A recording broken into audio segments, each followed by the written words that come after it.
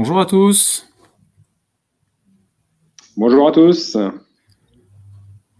On va laisser encore un petit peu de temps éventuellement aux derniers arrivants.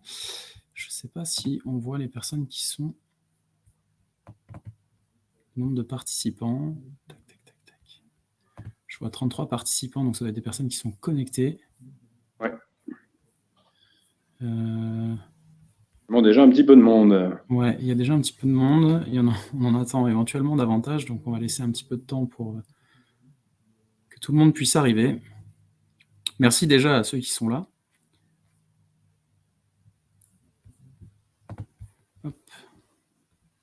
Voilà, n'hésitez pas à profiter de ces quelques minutes, éventuellement même pour dire qui vous êtes, hein, si vous voulez. Ça nous permettra de savoir un peu qui est avec nous aujourd'hui.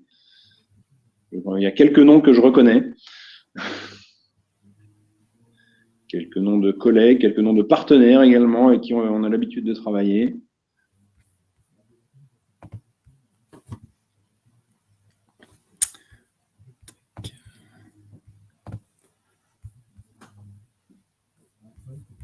Et un certain nombre de noms de gens que je ne connais pas.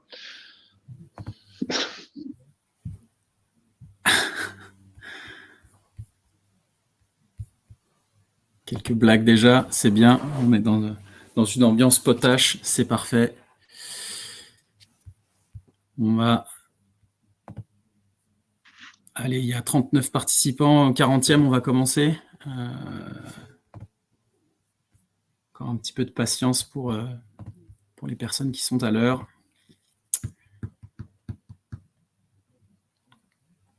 Ah, il suffisait que je dise ça pour qu'une personne s'en aille. Il est 11h03, donc on va commencer. De toute façon, l'échange est enregistré, donc ce sera l'occasion de le voir ensuite en différé. Donc bonjour à tous ceux qui sont venus entre-temps. Je suis très content d'organiser et d'animer ce webinaire. Et on a eu envie de le faire tout simplement pour deux raisons, Frédéric et moi. Déjà pour parler directement de ce qu'on fait. On travaille tous les deux dans la cyber et dans l'IA, donc ça peut être pertinent de s'exprimer. Et surtout, essayer de rétablir ce qu'on pense être réel et juste sur cette combinaison qu'il peut y avoir entre la cyber et l'IA. On entend beaucoup de choses, beaucoup de discours marketing, d'où le titre de ce webinaire. Et donc, profiter de cette opportunité pour rétablir quelques vérités. Parler tout seul de son métier, c'est pas forcément très intéressant. Ça fait un peu argument d'autorité et puis surtout, ça donne l'impression d'avoir toujours raison. C'est pour ça qu'on est deux. Et donc, Frédéric qui est avec moi, donc je pense que beaucoup de personnes le connaissent puisque tu as reconnu des noms, qui est cofondateur et responsable scientifique chez Glims, qui est aussi un partenaire d'Arfang Lab, et qui a la joie de s'amuser sur des problématiques similaires aux miennes. Donc tous les deux, on va animer cette discussion-là. Vous l'avez probablement tous constaté, vous avez un chat qui est à votre disposition, et donc n'hésitez pas à poser toutes les questions que vous pourriez avoir, et on se fera un plaisir d'y répondre d'ici la fin de ce webinaire. Pour commencer, donc, on parle d'IA. On va essayer de définir un peu plus précisément ce qu'on entend par IA. Alors, c'est un peu compliqué puisqu'il n'y a pas vraiment de définition communément admise. Dans le cadre de cette discussion, ce qu'on va entendre par intelligence artificielle, ça va être la combinaison de deux choses. Ça va être un modèle, en tout cas une structure mathématique qui permet de faire une modélisation, qui va être appliquée à un cas d'usage. Donc, c'est vraiment la combinaison des deux, c'est pas uniquement le modèle. Donc, le modèle, vous savez sûrement ce qui peut être le machine learning, le deep learning, ChatGPT qui défraie un peu la chronique dernièrement. Et l'application à un cas d'usage, c'est qu'on va utiliser ce modèle pour faire quelque chose. Donc, par exemple, dans la météo, on va utiliser un modèle de machine learning pour prédire le temps demain. C'est vraiment la combinaison des deux qui fait qu'on parle d'IA, et donc c'est une application finalement de machine learning, alors application au sens logiciel, mais surtout application au sens opérationnel et pratique. Et donc, une fois qu'on a posé ça, ce qui est intéressant, ce qu'on peut faire en fait en IA, c'est qu'on peut construire ces modèles en faisant la synthèse d'énormément de données. C'est-à-dire que comme c'est la plupart du temps des modèles qui sont sur de l'apprentissage statistique, c'est des choses qui vont faire vraiment la synthèse d'énormément d'exemples, et donc potentiellement comprimer énormément d'informations dans quelque chose de très petit et de très facilement utilisable. La différence entre de la modélisation classique, presque physique, c'est que ces modèles n'ont pas forcément besoin d'être compris. Si on fait le parallèle avec la physique où c'est des équations et on arrive à les interpréter, là, on peut utiliser ces modèles en leur fournissant des entrées, en récupérant la sortie, sans forcément comprendre ce qui se passe à l'intérieur, des modèles un peu boîte noire, souvent parce qu'ils sont très complexes. Le deuxième intérêt, c'est que, la deuxième possibilité de tout ça, c'est que ça va nous permettre de traiter beaucoup de données rapidement. On travaille, Frédéric et moi, dans le monde de la cyber. Donc, par exemple, quand on veut déterminer si un fichier binaire est un maliciel, la façon classique, on va dire, ça va être de soit l'envoyer en détonation et voir ce qui se passe, soit le faire étudier par un analyste, et ça peut prendre beaucoup de temps. On peut utiliser un modèle dans lequel on va envoyer les informations du logiciel, du fichier binaire, qui va nous envoyer la réponse si oui ou non c'est un malware, par exemple. Ça peut se faire sur beaucoup de données, beaucoup plus rapidement que ce qu'on se ferait à la main, en tout cas avec un travail humain. Et surtout, moi, ce que je trouve très intéressant en IA, c'est que ça va nous donner des capacités de généralisation. En fait, on va pouvoir faire des prédictions sur des cas, sur des possibles qu'on n'a pas forcément vus précédemment, et ce qui va nous permettre d'avoir des résultats qui peuvent généraliser par rapport à, sur quelque chose qu'on n'a pas vu au préalable. Donc, ce n'est pas forcément l'application de choses déjà connues, ça va être la possibilité de généraliser à des choses un peu inédites et quand même avoir confiance en ces résultats. Tout à fait. Je pense que, alors je rebondis un petit peu sur tes propos et c'est l'objectif vraiment de ce webinaire. J'en profite pour te présenter, Constant, parce que je crois que tu as oublié et ça nous a été demandé sur le chat. Ouais, merci. Constant est le lead IA chez Arfanglab. Donc il travaille aussi sur les sujets de détection notamment côté Arfanglab. Et j'en profite aussi pour justement, vu que la question nous a été posée sur le chat de qui tu es, n'hésitez vraiment pas à poser vos questions sur le chat. On essaiera dans la mesure du possible d'y répondre plutôt vers la fin. Pour pas forcément s'interrompre systématiquement, même si le but est vraiment d'échanger, donc on s'interdira pas non plus aussi de répondre directement en live dans le contexte.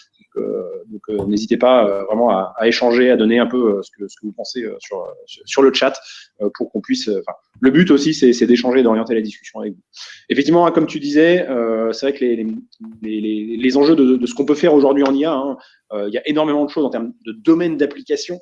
Mais ce qui est important, c'est de voir qu'est-ce que l'IA apporte. Parce que des domaines d'application, à la limite, il y a plein de technologies qui peuvent s'appliquer à plein de domaines d'application. Mais la technologie d'intelligence artificielle ou de machine learning et ou de deep learning, qui est un peu un sous-ensemble de l'intelligence artificielle dont on parle beaucoup ces dernières années, c'est vrai qu'il y a quand même pas mal de sujets. J'aimais beaucoup ce que tu disais sur sortir du domaine d'entraînement, notamment donc l'aspect généralisation. Et c'est vrai que ça, c'est pour moi quelque chose qui est assez... je vais pas dire magique en IA. C'est vrai que, comme on dit souvent, toute technologie, quand elle est suffisamment avancée, elle a un caractère magique. C'est-à-dire que les premières locomotives à vapeur, au début du siècle, les gens se disaient ça, c'est de la pure magie. L'intelligence artificielle, elle a un caractère un peu magique aujourd'hui, je pense, pour un certain nombre de personnes. Ce qui en fait du coup, clairement, c'est aussi le sujet de ce webinaire, dire on fait de la magie dans nos produits, effectivement, ça peut être très, très vendeur. Et effectivement, ce qui est entre guillemets un peu magique dans l'intelligence artificielle, c'est le côté généralisation. Ça, c'est, je trouve, quelque chose de très important parce qu'on le sait, en cyberdéfense, ça va être le cas aussi. On peut pas avoir vu dans les phases d'entraînement tout ce qu'on verra dans la vie réelle. Les phases d'entraînement, c'est forcément un sous-ensemble. C'est forcément. Alors parfois, c'est même un sous-ensemble un peu disjoint, donc ça peut être même très difficile dans ces cas-là. Mais en fait, l'intérêt justement de l'intelligence artificielle, c'est qu'elle va pouvoir appliquer des choses apprises dans certains domaines, apprises en phase d'entraînement, à des choses un peu différentes. Tu parlais, Constant, tout à l'heure de ChatGPT, donc ça c'est un peu le buzzword depuis 10 jours maintenant. ChatGPT, pour ceux qui ne connaissent pas, c'est un modèle qui est disponible, alors pour l'instant gratuitement sur Internet, mais à mon avis bientôt tout ça va être bien monétisé évidemment, où en fait c'est un agent conversationnel en gros, à qui on peut poser des questions et il va vous répondre de manière, c'est assez révolutionnaire en termes de qualité de résultat par rapport à ce qu'il y a pu y avoir jusque-là. On est vraiment quand même dans une gamme de qualité qui a changé. Et en fait, ce qui est hyper intéressant avec ChatGPT, justement, c'est que la généralisation, elle bat son plein. À titre d'exemple, moi, ce matin, je me suis dit, tiens, je vais poser une question. On est à peu près certain que ChatGPT n'a pas vu cette question-là, ni la réponse associée pendant sa phase d'entraînement. Je lui ai demandé, est-ce que tu peux m'expliquer le reinforcement learning avec les mots d'un enfant de 10 ans? Et c'est vraiment, la réponse, hein, je l'ai sous les yeux, c'est effectivement très propre. Hein, c'est une façon pour une machine d'apprendre comment faire des choses en essayant différentes actions et en recevant des récompenses ou des punitions pour ses choix. Voilà, on est vraiment dans le vocabulaire d'un enfant de 10 ans. Et en fait, le moteur d'intelligence artificielle a su exploiter c'est l'ensemble de ses connaissances. Donc, c'est qu'est-ce que c'est qu'un enfant de 10 ans et comment est-ce qu'il va parler, qu'est-ce que c'est que le reinforcement learning, et elle va être capable de faire des intersections entre ces différents domaines pour dire, voilà, du coup, j'applique finalement plusieurs choses en même temps et j'apporte une réponse à la question qui m'est posée. Donc, la capacité de généralisation, c'est quelque chose vraiment très intéressant. Et un autre sujet que moi j'aime beaucoup en intelligence artificielle, qu'on voit aussi régulièrement, c'est tout ce qui est autour des signaux faibles. À titre d'exemple, j'avais travaillé avec des électroniciens à une époque sur de la détection au niveau des signaux. Alors, c'est tout ce qui est lié, par exemple, aux signaux compromettants, etc. Donc, c'est comment est-ce que on va mettre un capteur, par exemple, au-dessus d'une carte à puce et on va essayer de faire sortir les clés de la carte, par exemple. Et je me souviens avoir discuté avec des gens qui me disaient à l'époque, moi, je leur disais, voilà, moi, je veux vous aider hein, dans votre métier avec l'intelligence artificielle, qu'est-ce qu'on peut faire ensemble, etc. Donc, je leur présentais un peu ce que c'était que l'IA. Et j'avais une réponse d'une personne à une époque qui m'avait dit, non, mais de toute façon, on a déjà tellement de choses à améliorer sur nos capteurs que c'est notre première étape déjà. Il faut qu'on améliore notre capteur. On a plein de pistes pour améliorer la précision de notre capteur avant d'aller faire d'autres sujets, etc. À peine un an plus tard, il y a eu des publications vraiment dans le domaine public qui ont révolutionné ces sujets-là, justement, d'analyse de signaux compromettants en utilisant de l'intelligence artificielle. Les capteurs n'étaient pas meilleurs, mais en fait, le modèle d'intelligence artificielle qui a été entraîné, en fait, était capable de trouver des signaux faibles. Alors, ça ne veut pas dire que les analystes à la main auraient pas été capables de le faire. En regardant bien, ils font aussi des modèles statistiques, etc.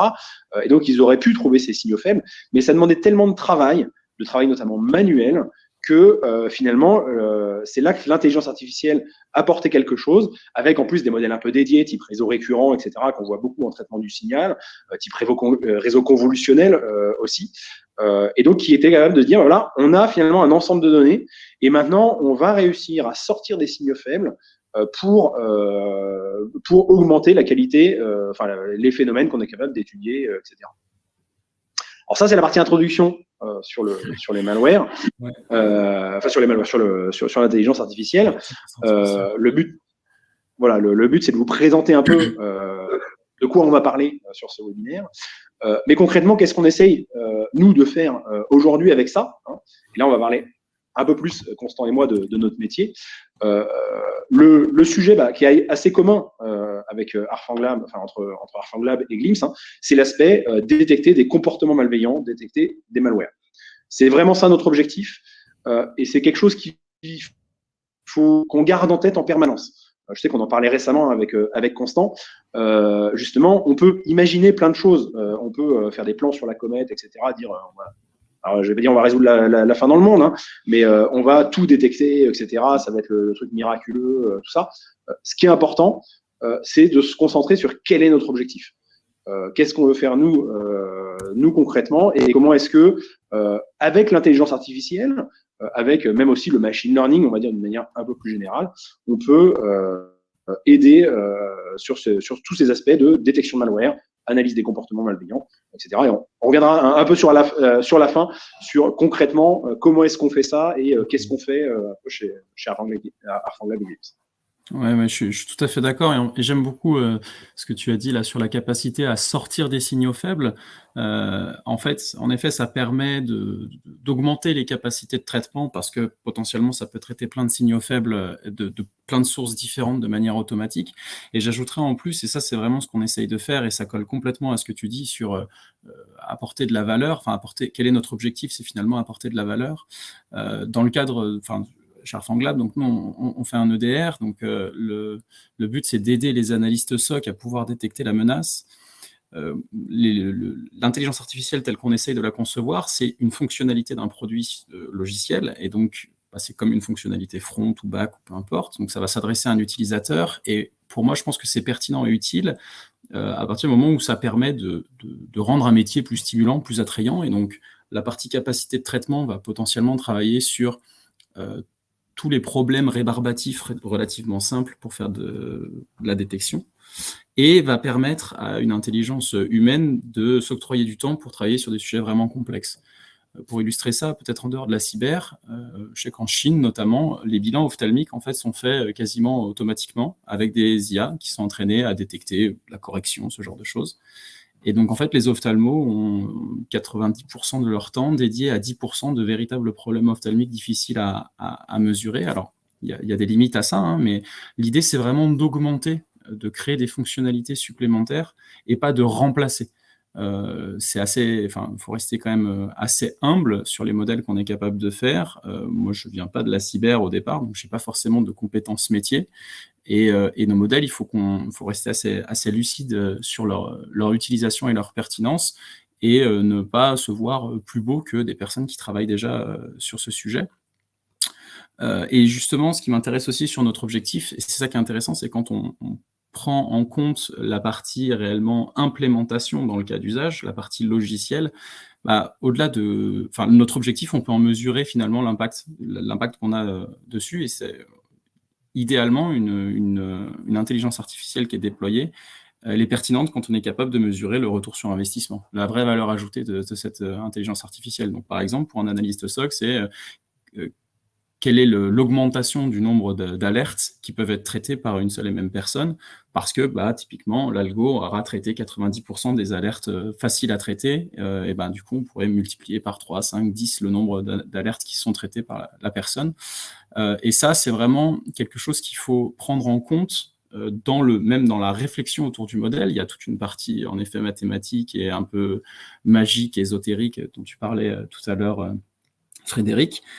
Mais il y a aussi, en fait, est-ce que ça crée de la valeur, quoi? Et ça peut être quantitatif, hein, ça peut être le nombre d'alertes qu'on a traitées, l'argent qu'on a gagné, mais ça peut être aussi qualitatif. Bah, ça améliore la qualité de travail d'un analyste, ça permet d'avoir plus d'informations pour se faire un jugement. Enfin, mais c'est vraiment constitutif. En tout cas, c'est ce qu'on essaye de faire systématiquement quand on va travailler sur un nouveau sujet. C'est déjà d'être finalement orienté client, utilisation, et de se donner un moyen de mesurer, d'apprécier cette valeur-là. On ne fait pas des modèles pour faire des modèles. Si jamais on travaille sur quelque chose de très élégant, mais qui ne rentre jamais dans un produit, bah, en fait, c'est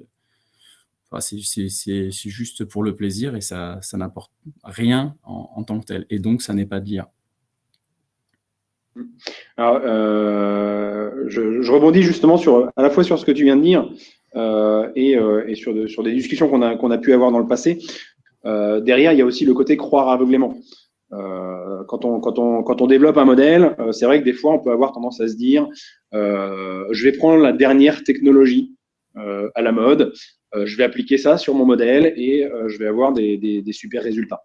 Ce qu'il faut bien voir quand même, c'est que le travail de quelqu'un qui fait de l'IA aujourd'hui, c'est 10%, j'ai envie de dire, d'IA. Et 90% de préparation et de validation.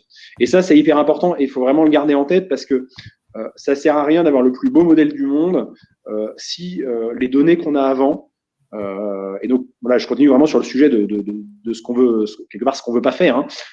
Ce qu'on veut pas justement, c'est arriver à un modèle qui fonctionne très bien en laboratoire, mais ne fonctionne plus du tout lorsqu'on va le passer en production, etc. Et donc il y a un énorme travail, c'est un gros enjeu. Alors en plus, ce qui est intéressant, je trouve, dans la cyberdéfense, c'est qu'on est dans un modèle, ce qu'on appelle un adversarial, c'est-à-dire qu'on est face à des gens qui vont volontairement essayer de contrer les modèles. À la différence, hein, tu parlais du bilan ophtalmique, le virus ou la maladie ophtalmique ne va pas essayer de bypasser, hein, de contrer le modèle de détection qui viserait à savoir si on a telle ou telle pathologie. Dans le monde des malwares, c'est pas du tout ça. Et en fait, si on applique les mêmes principes justement en cyber par rapport à ce qu'on peut faire dans d'autres domaines, ça change. Moi, je trouve en tout cas que ça change énormément de choses parce que ça va juste pas fonctionner en fait. On va faire des beaux modèles, ils vont très bien marcher, on va les mettre en production, ça va très bien marcher 15 jours. Et en fait, 15 jours après, les adversaires auront trouvé la parade et sauront faire autrement. C'est la même chose d'ailleurs sur les antivirus. Les antivirus, ils vont chercher de la signature, ils vont chercher des éléments précis. Et finalement, que fait l'attaquant dès qu'il est détecté par un antivirus, il va chercher, ok, cet antivirus-là, qu'est-ce qu'il cherchait dans mon virus et comment est-ce qu'il a fait pour détecter. Et puis, 15 jours après, il a un nouveau variant de ce virus-là qui va permettre de le contrer. Donc, nous, notre travail, justement, c'est de se dire, par exemple, ce qu'on fait en termes de détection, alors, je ne vais pas rentrer complètement tout de suite dans le détail, notamment de comment on le fait, etc. Mais par exemple, on va se positionner dans le passé. On va dire, voilà, imaginons qu'il y a 6 mois, je sortais un nouveau modèle. Est-ce que je suis capable de trouver les malwares qui sont apparus après et de la même manière, on se dit, je mets un modèle en production aujourd'hui, je vais vérifier dans 15 jours que des gens n'ont pas réussi à contrer la manière les méthodes que j'ai utilisées pour le détecter. Donc ça, c'est quelque chose de surtout très important. C'est vrai dans les cas généraux qu'il faut faire attention justement à ce que sortent les modèles et à vraiment se poser des questions sur qu'est-ce qu'ils ont détecté, comment est-ce qu'ils l'ont détecté, pour savoir si on peut leur faire confiance ou pas. Et je pense que c'est encore plus vrai quand on est dans un modèle type adversarial, où il faut en plus être très très vigilant sur comment est-ce que les gens en face vont pouvoir se dire, je prends ce modèle-là, j'essaye de le contrer, j'essaye de voir qu'est-ce que je pourrais modifier dans mon malware justement pour que ça fonctionne pas. Et même dans le cas général, il y a plein de méthodes, de modèles qui ont appris sur les mauvaises données et qui peuvent donner l'impression d'être très très bons. Il y en a eu, je crois qu'il y en avait, je me souviens, où c'était en fonction des images, sur certaines images, il y avait un marqueur dans un coin de l'image, où il n'y avait pas de marqueur dans le coin de l'image, et en fait, ils ont juste appris à trouver s'il y avait un marqueur dans le coin de l'image ou pas dans le coin de l'image, qui était en fait le truc qui avait été ajouté par les analystes pour savoir quelles images étaient positives ou négatives dans le sens du modèle. Et en fait, c'est complètement aberrant d'avoir laissé cette chose-là, mais le modèle était excellent. Et donc, c'est quelque chose auquel il faut effectivement être en permanence très, très, très, très vigilant. Alors, c'est très intéressant ce que tu dis sur la partie adversariale, parce qu'en fait, elle est parfois présente sans forcément s'en rendre compte. Et donc, en fait, c'est un petit peu le compromis qu'on a à faire à utiliser un modèle boîte noire. Il y a une question dans ce sens, il y avait une remarque dans ce sens qui disait on essaye de faire de moins en moins de boîtes noires et essayer de comprendre un petit peu ce qui fait que le modèle fait cette prédiction. En fait, c'est un avantage d'avoir une boîte noire, c'est qu'en fait, si on ne comprend pas vraiment pourquoi, si on prend un modèle sur lequel on travaille qui fait de la prédiction de malware, si on ne comprend pas vraiment pourquoi, ça va être très difficile de le mettre en défaut. Tu parlais des méthodes de signature des antivirus. Si c'est juste le hash d'un binaire, on rajoute quelques commentaires, le hash a changé, donc du coup, il est plus détecté par la signature. Là, c'est pareil, c'est que si jamais on n'arrive pas vraiment à comprendre le process de prédiction, c'est un peu plus compliqué de le mettre en défaut. Il faut avoir accès directement au modèle et en tout cas, nous, on est vigilant à ne pas donner nos modèles comme ça pour justement faire plein de requêtes et essayer de rétro-ingénierer ce qui fait qu'on fait une prédiction. Donc, c'est un mécanisme qui nous permet de s'en prémunir. Et j'ajouterais sur l'exemple que tu donnais d'image, en fait, c'est aussi pour ça qu'il faut rester très humble et ne pas se voir tout puissant. Il y a un exemple qui me revient en tête de Andrew Ng. Donc, Andrew Ng, c'est aujourd'hui, il est directeur de la recherche chez Baidu, je crois. Enfin, en tout cas, il l'a été un temps. Il est très connu dans le monde du machine learning parce qu'il a fait le premier MOOC sur le machine learning sur la plateforme Coursera. Il est d'ailleurs créateur de la plateforme Coursera, qui fait encore aujourd'hui référence sur l'apprentissage du machine learning. Donc, c'est quelqu'un qui est très, très pointu dans le domaine, qui est très respecté, qui a été le premier à travailler sur des problématiques de mise en production. J'ai vu qu'il y avait une question en ce sens-là, on y reviendra tout à l'heure. Il a travaillé sur un modèle de détection, je crois que c'était de cancer du poumon. Et donc, il a fait son modèle, il a pris, tu parlais d'apprentissage et de capacité de généralisation, donc il a pris une population en apprentissage et une population en test, et il n'a pas forcément veillé à ce que les populations en termes d'individus ne soient pas à la fois en apprentissage et à la fois en test, parce qu'on se dit que ce n'était pas forcément gênant. Et donc, il fait son modèle, il l'apprend, et il a des performances extraordinaires, donc c'est super. Et ils se sont rendus compte a posteriori que le modèle avait appris des petits alias, des petits artefacts, un petit peu le watermark dont tu parlais. Là, en l'occurrence, c'était si une personne avait déjà eu une opération, par exemple une ablation de tumeur sur son poumon, il y avait des cicatrices qui étaient visibles sur, je ne sais pas si c'était des radios ou en tout cas sur l'imagerie médicale, et le modèle avait appris si jamais il y a des cicatrices, en tout cas la forme de la cicatrice, il y a ça, alors du coup c'est que c'est un cancer puisque en fait il y en avait déjà eu un. Donc là il y a eu un biais monstrueux dans les données, ils en sont rendus compte un petit peu plus tard. Donc après, ils ont un petit peu mieux rééquilibré leur population d'entraînement et de tests, et le modèle était toujours bon, mais du coup, là, il apprenait un petit peu mieux, entre guillemets, à déterminer ce qui faisait que c'était un cancer ou non. Et en fait, ça, c'est super. Enfin, cet exemple, il est édifiant parce que si Andrew Ng aussi fait des erreurs, tout le monde peut potentiellement en faire, donc c'est pour ça qu'il faut rester assez humble sur ce qu'on fait. Et surtout se donner les bons outils pour mesurer la pertinence et la performance de notre modèle. Et ça, c'est vraiment un enjeu, et c'est là où je te rejoins quand tu dis que finalement, travailler sur de l'IA, c'est 10% du code pur IA, parce que y a toute l'intégration, il y a toute la qualité, il y a tout le suivi dans le temps, le fait que le modèle dérive. On est dans une industrie de la cybersécurité qui a des changements assez importants. L'état de la menace change en permanence. Il y a, pour prendre un exemple avec le conflit russo-ukrainien, on observe beaucoup plus de wipers sur l'état de la menace. Et donc, il faut être capable de s'adapter, il faut être capable de suivre. Et ça me permet de faire le lien en fait avec une remarque qui a été donnée. Alors, je n'arrive pas à la retrouver, mais c'est quelle est finalement la valeur ajoutée entre des détections classiques type CTI et vos propres modèles. Est-ce que vous pouvez mesurer les capacités de détection par rapport à la threat intelligence? Autrement dit, savez-vous de combien le pourcentage de ML va permettre de détecter d'incidents en plus? En fait, ça colle à ce que je disais précédemment, c'est qu'il y a des augmentations, puisqu'on arrive à détecter des choses supplémentaires. Nous, on l'observe notamment sur la détection de scripts PowerShell malveillants. On a réussi à détecter des choses qui n'étaient pas détectées avec nos outils classiques. Mais c'est plus une approche, alors je sais pas comment le dire, mais une approche en sandwich où on va avoir plusieurs couches, plusieurs modules de détection. Donc la threat intel va en fournir, et puis nous, on va en fournir.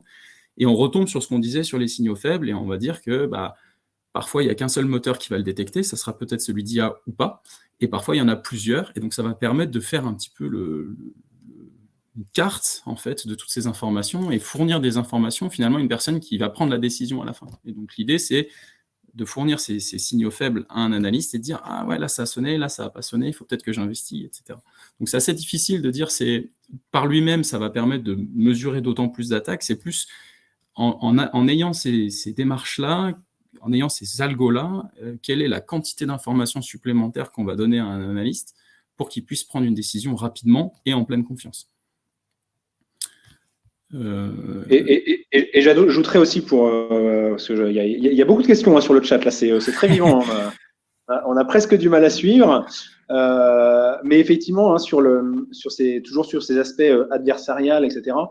Il y a pas mal d'interrogations sur la sécurité en fait liée aux entraînements, la confidentialité des données. Est-ce qu'on va être immune à du poisoning, enfin en gros à des gens qui vont essayer de corrompre nos données d'entraînement finalement. Et ça, c'est effectivement, je confirme que c'est un vrai sujet. Encore une fois, on est dans les 90% de travail qui n'est pas juste entraîner un modèle, etc., qui est justement travailler. Constant parlait des analyses de threat intel, et je sais qu'il y a aussi une question sur ce sujet-là, à quel point on va être différent, on va être complémentaire, etc. L'objectif, c'est vraiment de travailler avec eux, parce que c'est bien beau d'avoir des sources de malware. Enfin, nous, on travaille beaucoup sur des sources de malware publiques, notamment, avec des gens qui vont dire, ça, c'est telle famille d'attaquants, ça, c'est telle famille d'attaquants, etc. Mais évidemment, là-dedans, on sait qu'il va y avoir potentiellement ce qu'on appelle les false flags. Donc, c'est quelqu'un qui va mettre un malware en disant que c'est un tel alors que c'en est un autre, etc. Et c'est vraiment un sujet qu'il faut prendre en compte, et il faut en permanence se poser la question, cette donnée-là, d'où est-ce qu'elle vient? Quel crédit je lui accorde? Si ce sont nos analystes, à la limite, qui ont produit cette donnée, on va avoir plus confiance, a priori, évidemment, que si c'est une donnée qui a été collectée de manière publique. Et on va faire des croisements, évidemment, entre plusieurs sources. Alors, dans notre cas, nous, on a des sources type Malware Bazaar, VX Underground, des choses comme Virus Total aussi, que beaucoup de gens connaissent, pour collecter des malwares et avoir à la fois l'information, est-ce que ce sont des malwares ou pas, mais potentiellement, dans certains cas, quelle famille de malware c'est. Et puis, nous, on va les réingérer, on va les requalifier, et ça va être tout un travail qui va être énorme. Et qui est plus forcément, enfin, on n'est pas dans la partie forcément deep learning, je fais de la super détection, etc. Là, on est dans la partie où j'ai énormément de données. Mes modèles ont produit des données aussi, donc c'est des informations de décision finalement. Et qu'est-ce que je fournis à un analyste, typiquement CTI, pour qu'il prenne ça et qu'il soit capable de le confirmer, de trouver, encore une fois, dans le lot de 200 backdoors qui sont marqués comme étant de la famille Ryuk, en fait, j'en ai une qui va sortir du lot.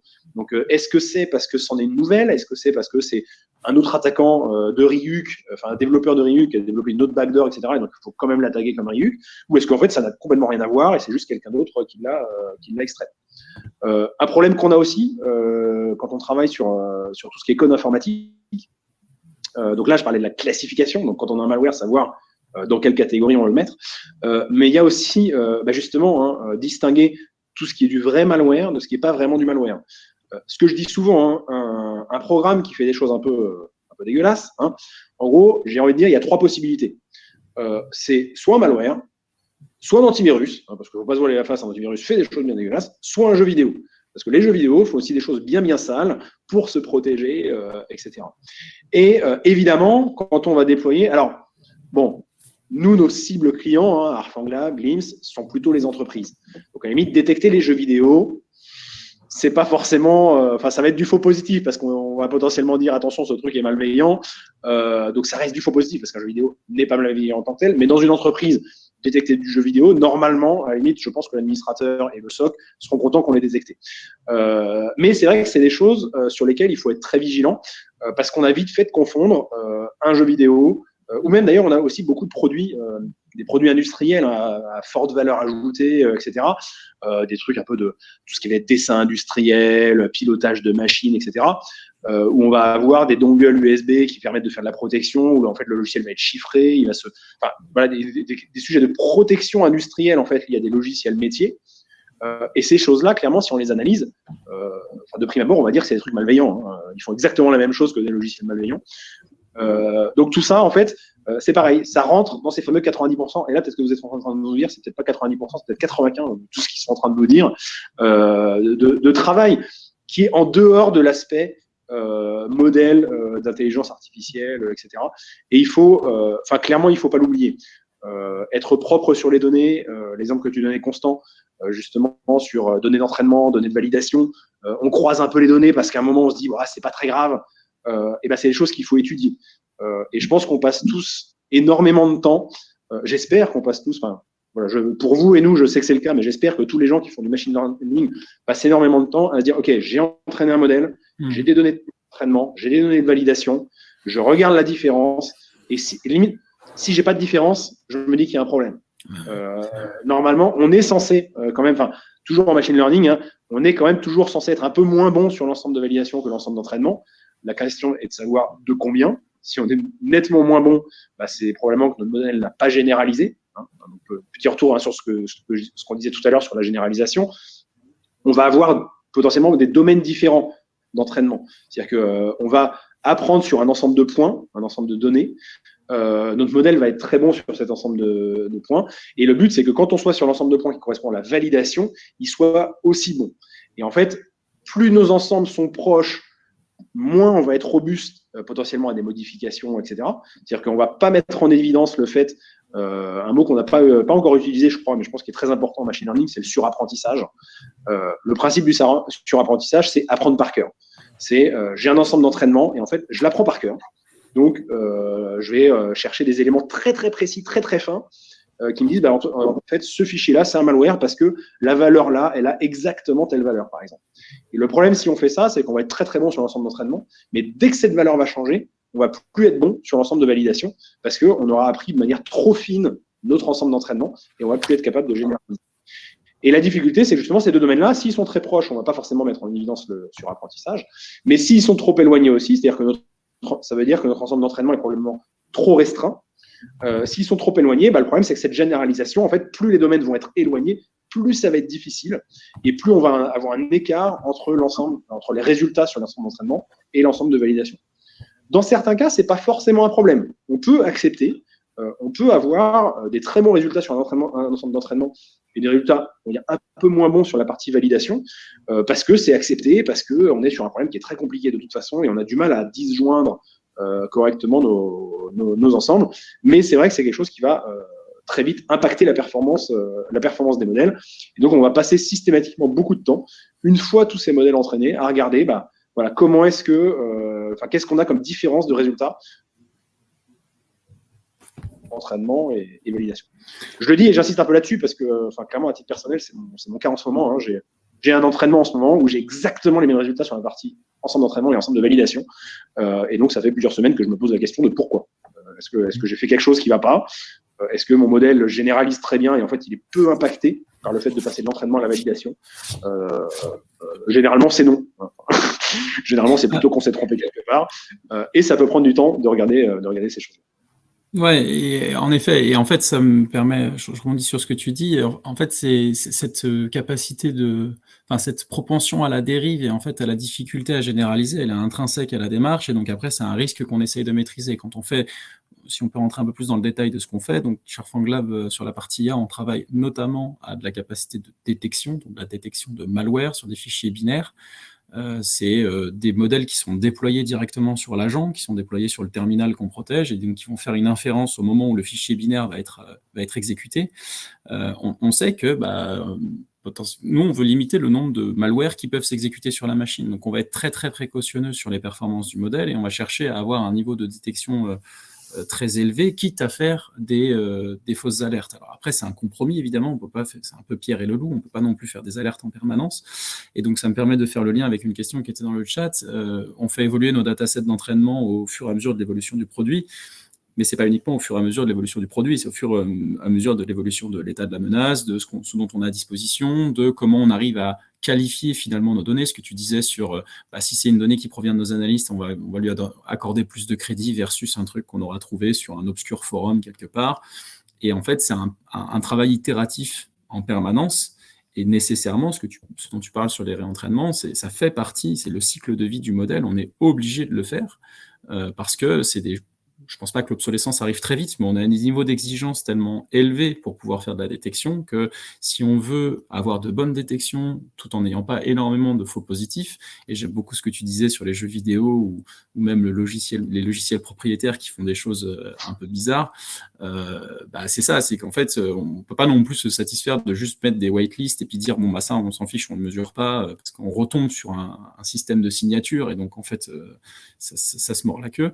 Il faut qu'on puisse prendre en compte ces évolutions-là, et il faut qu'on puisse mesurer précisément ce qui se passe, est-ce qu'on est en train de raconter n'importe quoi ou pas. J'ai coutume de dire qu'en machine learning, dès qu'on fait des modèles, on ne pense pas, on mesure. Et il n'y a rien de pire que de se dire non, mais là, le modèle, il est très bon, j'ai bien l'intuition, j'ai mis les bonnes features, il est très, très bon, ça va bien marcher, parce que généralement, c'est là qu'on se prend les pieds dans le tapis et qu'on perd potentiellement beaucoup de temps et parfois beaucoup d'argent. Donc, il faut systématiquement avoir ce recul critique quantifié sur ce qu'on fait et réentraîner nos modèles. Et ce qui est intéressant, c'est que donc, nous, on fait sur de la partie détection de malware.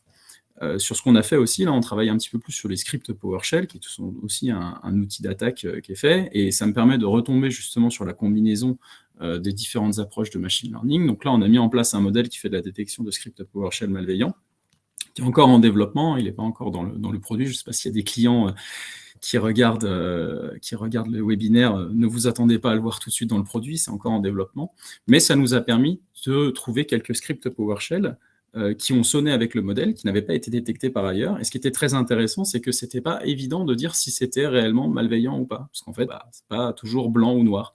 Par contre, là où la valeur était intéressante, c'est que on a pu regarder, je crois que c'était 7 scripts en tout, sur plusieurs centaines de milliers, mais ça nous a permis de se dire, peut-être c'est peut-être pas mal de trancher si c'est bien ou pas. Et pour la CTI, ils se sont dit, ok, en fait, ça, avec telle et telle règle, Yara, on pourrait le détecter facilement. Donc, ça a orienté finalement la veille CTI pour dire, voilà, on peut faire cette règle, ça couvre ces cas, et puis on le met dans notre moteur de règles, et c'est très bien. Donc, ça, c'est vraiment les belles réussites qu'on a.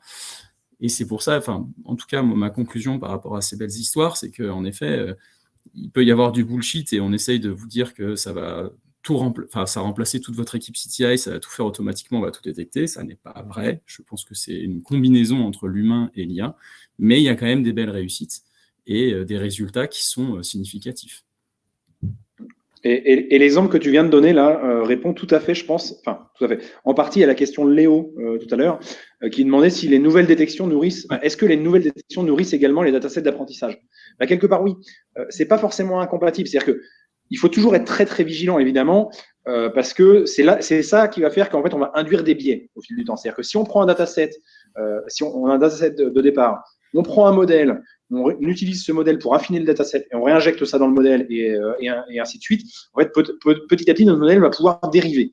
Nous, ça nous est arrivé chez Glimpse, il y a 1 an à peu près. À un moment, on a identifié comme ça une dérive où on avait des résultats qui étaient de mieux en mieux sur certains fichiers. Et en fait, on s'est posé la question et on s'est dit, on va reprendre depuis le début En fait, on a repris le dataset initial et on a refait juste notre entraînement et notre modèle. Et en fait, on a vu qu'on avait, pour le coup, des meilleurs résultats parce qu'on avait cassé un peu cette boucle-là. Donc ça, c'est quelque chose qui est important. Il faut être très vigilant là-dessus. Mais c'est pas pour autant que c'est pas possible. C'est-à-dire que l'exemple de Constance, c'est exactement ça, c'est de se dire, on a un modèle qui en fait va nous identifier un certain nombre de signaux faibles. Et du coup, ce modèle-là, en fait, il peut dans des données qui n'ont potentiellement pas été vues en entraînement, mais parfois même en entraînement, on peut se dire, sur l'entraînement, il y a des données sur lesquelles systématiquement il n'est pas bon. On a beau le faire entraîner, etc. Donc, soit il va finir par les apprendre par cœur, et donc là, il faut être très vigilant, évidemment. Soit, on va se poser la question, pourquoi est-ce que sur ces données-là, le modèle n'arrive pas à être bon? Et généralement, ce qui se passe quand on creuse, c'est que en fait, ces données-là, potentiellement, elles peuvent être mal labellisées ou erronées. Donc, c'est le cas des 7 scripts dont tu parlais, Constant. Hein. C'est qu'en fait, on peut s'apercevoir comme ça que des données qui figuraient ou pas dans le dataset d'entraînement, en fait, on n'arrivait pas à apprendre correctement dessus, tout simplement parce qu'elles étaient mal labellisées. Et donc, c'est là aussi où on va faire intervenir l'humain pour qu'il regarde vraiment manuellement et qu'il se dise, oui, effectivement, c'était mal labellisé, on les change, etc.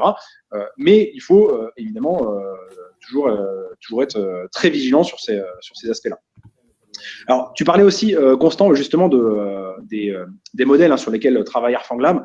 Et à titre un peu de comparaison avec ce qu'on fait pour présenter justement ce qu'on fait chacun et de manière différente. Ce qui est très intéressant, et parce que là, vous pouvez vous dire, mais alors c'est bizarre, ils font tous les deux de la détection de malware, pourquoi est-ce qu'ils discutent ensemble et pourquoi ils ne font pas concurrence sur le marché.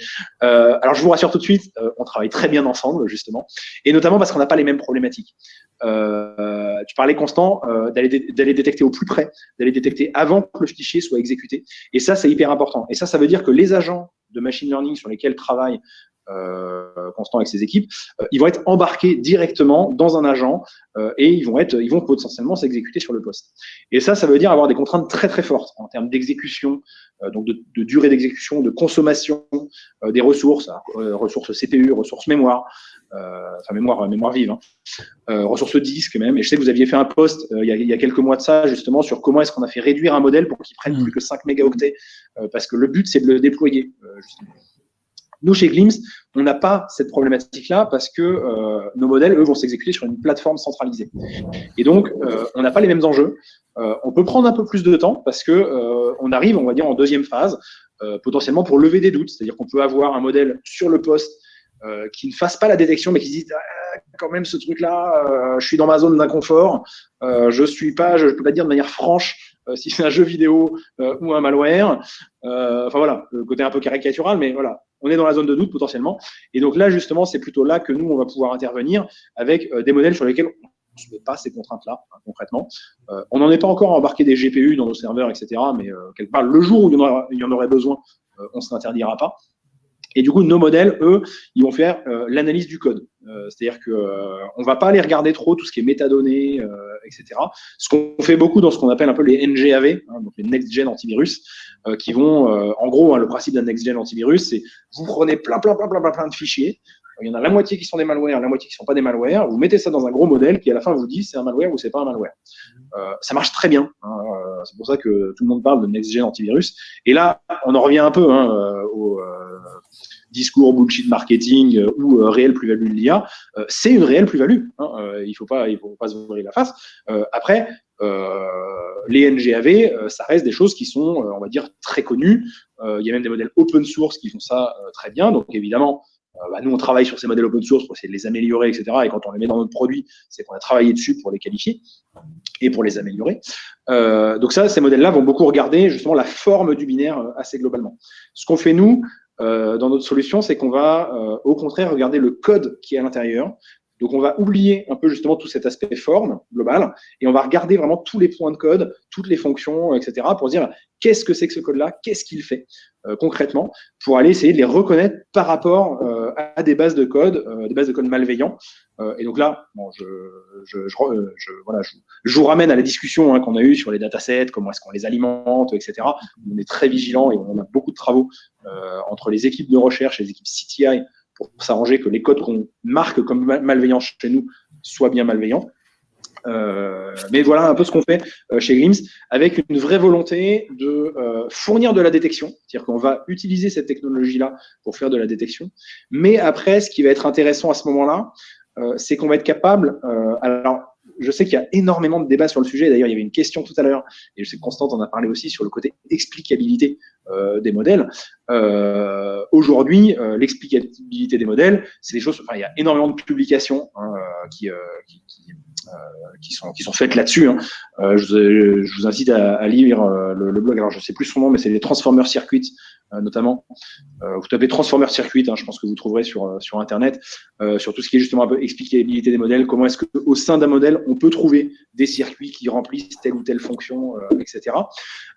Mais c'est vrai que nous, ce qu'on essaye de faire justement quand on fait de la détection, comme on va le faire sur le code, qu'on va être capable de dire on a trouvé tel code malveillant, etc., ça nous permet en fait d'avoir un niveau d'explication assez fin.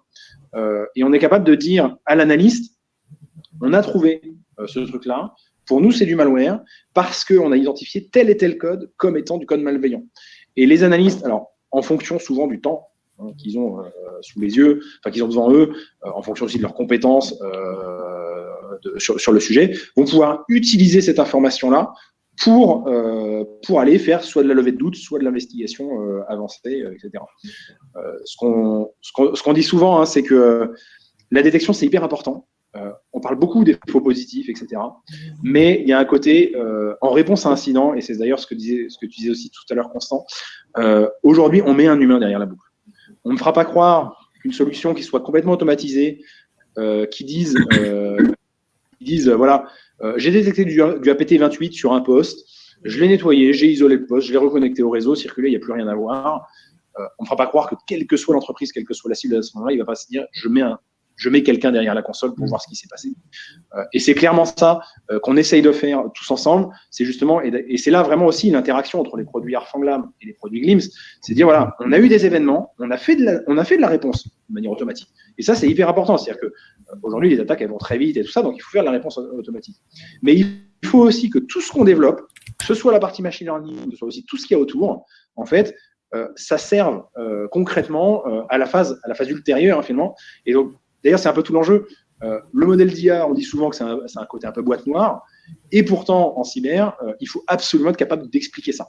De dire, voilà, pourquoi est-ce qu'on a dit que c'était malveillant, justement pour aider l'analyste à faire la part des choses et puis à mieux se protéger pour le futur aussi. Ouais, et puis à comprendre et avoir confiance envers ses outils, parce que quand on lui dit voilà c'est comme ça et tu le fais et c'est tout, ça peut buter. Mais en effet, je pense que j'ai beaucoup aimé aussi ta partie sur l'analyse de résidus, parce que c'est la première étape finalement. Quand on n'arrive pas à apprendre correctement, c'est la première étape à l'explicabilité. Ce sera peut-être l'enjeu d'un autre webinaire. Je pense que vous avez compris qu'on est passionnés, Frédéric et moi, donc on pourrait parler pendant des heures. Je vais quand même prendre le temps on va prendre le temps de répondre aux différentes questions, aux nombreuses questions, merci, qu'on a dans le chat. Je vais essayer d'en combiner deux sur la difficulté n'était pas dans la mise en production opérationnelle de ce type d'algo, dans un agent logiciel notamment, pour avoir des alertes mieux qualifiées à la source et pas trop de faux positifs. Donc je le prends plutôt pour moi, puisque ça correspond à la solution d'Arfanglab, en tout cas de la détection sur l'agent. Et une question de Marie qui dit, vous parlez d'évolution de la menace et donc des datasets, vous pouvez nous donner un ordre de grandeur sur les mises à jour que ça nécessite toutes les semaines, mois, étant capable de détecter des 0 days sans devoir réentraîner notre modèle trop régulièrement. Alors, il y a beaucoup de questions, mais je vais essayer de synthétiser ça. Alors, bien évidemment, c'est ce qu'on disait sur le fait que finalement, faire de l'IA, c'est 10% de faire des modèles et 90% de faire du logiciel. La difficulté est en effet dans la mise en production opérationnelle de ce type d'algo et d'être capable de le faire tourner sur une machine qu'on ne maîtrise pas, etc. Et donc déjà, le faire tourner, c'est compliqué, mais de le mettre à jour, ça implique une complexité supplémentaire. Et donc, c'est là où je fais le pont avec la question de Marie, c'est que finalement, la mise à jour, ça ne va pas être toutes les semaines ou tous les mois, ça ne va pas être quelque chose de fréquentiel, ça va être plutôt, je sais que ça me coûte de le mettre à jour, quel va être le gain de le mettre à jour par rapport à l'état de la menace, et auquel cas, est-ce que je passe finalement ce seuil de gain, et donc j'accepte de le mettre à jour. Donc, c'est pas vraiment... ce qu'on fait, nous, c'est qu'on a une étude de la menace en quasi temps réel, on va compiler plein de sources de données différentes, notamment au niveau des malwares, et nos modèles en centrale sont testés en permanence, et donc on suit les performances de détection de nos modèles en centrale, quoi, en back-end chez nous. Et lorsqu'on constate une certaine dérive ou qu'on pense qu'un réentraînement, qu'on fait un réentraînement et qu'on voit en chambre que le réentraînement est meilleur, alors on va se poser la question de le redéployer. Parce qu'en fait, ce qu'il faut comprendre, c'est que les modèles qu'on fait tourner sur un agent sont des modèles très légers, très faibles. Tu parlais du modèle de 5 mégas qu'on a mis dans l'agent. J'ajouterais juste que c'est quand même un modèle de deep learning. Donc, c'est un réseau de neurones qui tourne dans l'agent. Et je suis très, très fier que mon équipe et moi, on ait réussi à le faire. C'est des choses qu'on arrive à entraîner assez rapidement, précisément parce que c'est des modèles qui sont très légers et c'est pas très coûteux de faire un entraînement. Donc le process, c'est on fait des entraînements assez régulièrement. Là, c'est très, très fréquentiel, donc c'est de l'ordre de plusieurs jours, voire semaines. Tous les quelques jours ou toutes les semaines. Et lorsqu'on constate une amélioration significative juste avec les données, on peut se poser la question de le redéployer, parce qu'après, ça colle au calendrier de déploiement directement du produit complet. Et puis surtout, parfois, on se dit, ah tiens, j'ai lu cet article, peut-être qu'on peut créer telle variable pour détecter un peu mieux. Ah, bah, cette variable est meilleure, bah, du coup, je vais la mettre aussi dans le produit. Donc, en fait, il y a vraiment la partie théorique où on se pose des questions, puis il y a la partie cycle de vie au quotidien, et donc on se doit d'animer ça très, très régulièrement. Ça, je vais aussi, je vois qu'on approche pas loin, ouais. On approche de la fin, on est même presque un petit peu débordé, je pense. Et je vais aussi prendre, je pense, deux questions en même temps. Il y avait une question sur les hyperparamètres. Est-ce que quand on prend des algos standards, alors j'imagine que derrière, c'est quand je disais que parfois on réutilise des algos publics, etc. On va aller modifier les hyperparamètres. Évidemment qu'on va le faire. Ce que Constant disait justement, c'est parfois on voit un papier qui nous dit telle feature va être intéressante à prendre en compte.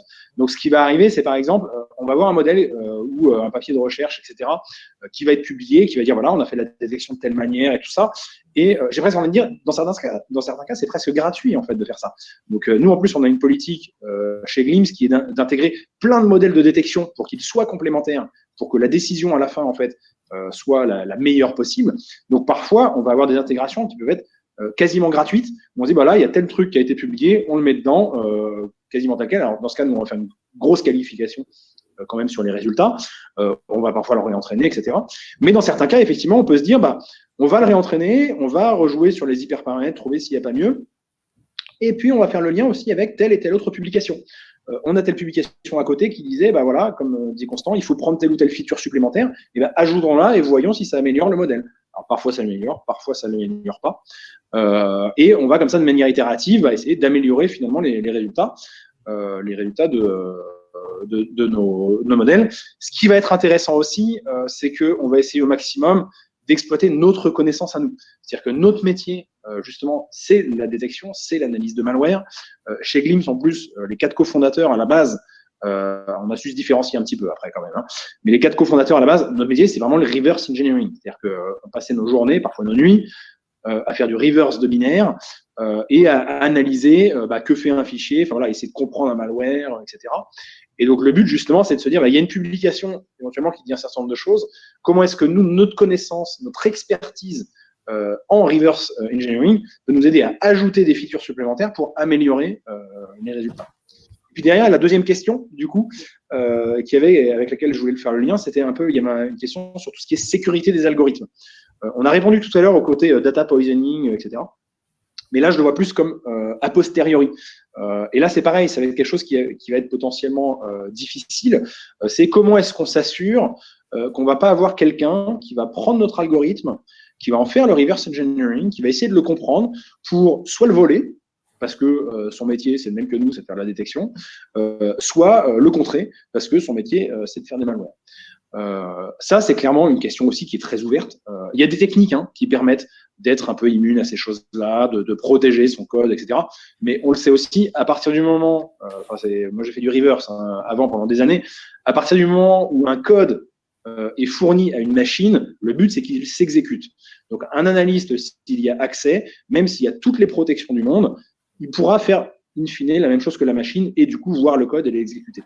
Ce que j'aurais comme réponse, on va dire, par rapport à ça, je reprends un exemple que j'avais eu quand j'étais en école. Il y avait un directeur d'une grande entreprise qui fait du verre, on va dire, voilà, qui fait des pare-brises, des choses comme ça, qui disait on s'est implanté en Chine. La Chine qui a une réputation d'espionnage industriel, etc., un petit peu. Et il expliquait, il disait, on nous avait dit, mais est-ce que vous n'avez pas peur, en fait, en faisant ça, qu'on vous vole vos technologies de comment vous faites vos pare-brises, votre verre nouvelle génération, etc. Et en fait, il a dit, la réponse, elle est bien simple. Dans ce cas, il faut innover. Parce que reproduire ce qu'on fait ou le contrer, ça va prendre des mois. Et donc, l'objectif, c'est de se dire, finalement, si on a une forte capacité d'innovation, c'est pas grave, à la limite, de fournir nos algos aux autres. Parce que ils vont mettre 6 mois à développer. Donc lui, c'était sur le verre, nos process, etc. Ils vont mettre 6 mois à copier et 6 mois plus tard, à côté de notre usine, il y en aura une deuxième qui fait exactement la même chose et qui le vendra 10 fois moins cher parce qu'ils n'auront pas fait de R&D. Mais notre objectif à nous, c'est pendant ces 6 mois-là, être capable d'avoir une nouvelle technologie de production de verre, etc., etc. Et c'est pareil pour nous. Je pense que ce qui est important, c'est de continuer à innover et continuer justement à développer des nouveaux algorithmes. Après, évidemment, on essaye aussi quand même de les protéger. C'est vrai que c'est plus difficile quand on est, et encore une fois, c'est aussi ça des facteurs de distinction entre ce qui peut être fait chez Airfang et chez nous. C'est forcément un peu plus difficile de le protéger quand on est un agent qui va être sur les postes, parce que forcément, beaucoup plus de monde va pouvoir l'analyser. Nous, c'est vrai qu'on est une plateforme centralisée, donc elle ne va pas être diffusée sur un certain nombre de endpoints, etc.